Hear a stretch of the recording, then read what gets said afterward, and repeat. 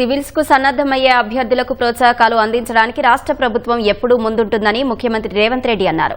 రాష్ట్ర ఖ్యాతి పెంచేందుకు వారు తమ పాత్ర పోషించాలని సూచించారు. ప్రజాభవన్లో రాజీవ్ గాంధీ సివిల్స్ అభయహస్తం పేరిట నిర్వహించిన కార్యక్రమంలో ముఖ్యమంత్రి రేవంత్ రెడ్డి, ఉప ముఖ్యమంత్రి భట్టి విక్రమార్క సహా మంత్రులు, పలువురు నేతలు పాల్గొన్నారు. సివిల్స్ ఇంటర్వ్యూలకు ఎంపికైన 20 మందికి, మెయిన్స్ కు అర్హత సాధించిన 40 మందికి ఒక్కొక్కరికి ₹1,00,000 చొప్పున ఆర్థిక సాయం అందించారు. డబ్బు లేని కారణంగా సివిల్స్ అభ్యర్థులు మధ్యలో ఆగిపోకూడదనే ప్రభుత్వం ప్రోత్సాహకాలు అందిస్తుందని భట్టి తెలిపారు. సెక్రటరీ సందీప్ కుమార్ సుల్తానియా గారు, అడ్వైజర్స్, పెద్దలందరూ పాల్గొంటూ ఉన్నారు. వారితో పాటు దేశంలో ఎక్కడా లేని విధంగా యంగ్ ఇండియా అన్న పదానికి నామకరణం చేసి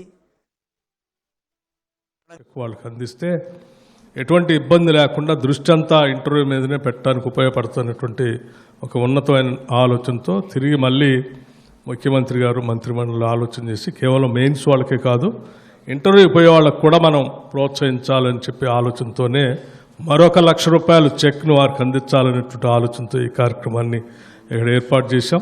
తెలంగాణ ప్రజలకి ఇక్కడ నుంచి మిమ్మల్ని ప్రోత్సహించి పంపిస్తే మా ప్రభుత్వం మమ్మల్ని ప్రోత్సహించి యూపీఎస్సీలో సెలెక్ట్ కావటానికి సహకరించింది. కాబట్టి నా రాష్ట్రాన్ని, నా ప్రభుత్వాన్ని కాపాడుకుంటూ ఏ స్థాయిలో ఎక్కడున్నా కానీ ఈ రాష్ట్ర ప్రయోజనాల కోసం మంచి మనసుతో మీ ప్రయత్నం కూడా మీరు చేస్తారనేటువంటి ఆశ, ఆలోచన మా అందరికీ ఉంది.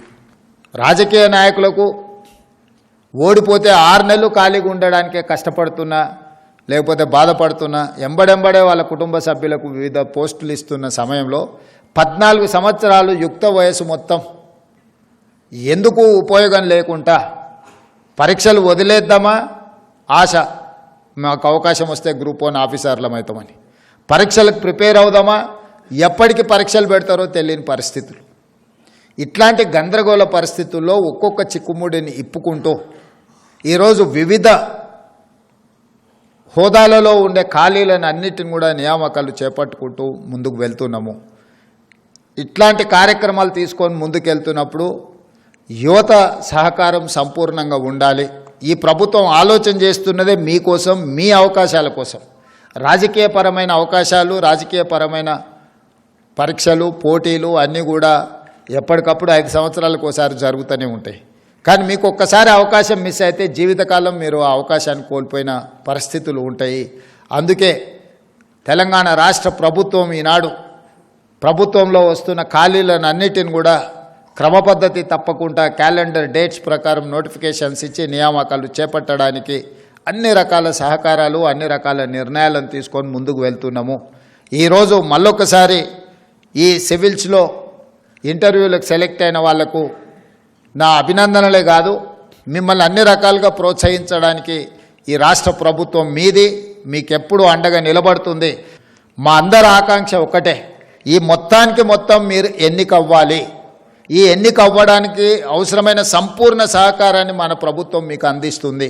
ఈ అవకాశాన్ని అందిపుచ్చుకోండి. తెలంగాణ సమాజంలో ఇంకా మన పిల్లలు సివిల్స్కు ప్రిపేర్ అవ్వాలి. మీకు అవసరమైన అన్ని రకాల కోచింగ్ సెంటర్లు ఈ లెవెల్లో కానీ, ఢిల్లీ లెవెల్లో కానీ ఎలాంటి సహకారం కావాలన్నా మన రాష్ట్ర ప్రభుత్వం మిమ్మల్ని ప్రోత్సహించడానికి సిద్ధంగా ఉన్నది.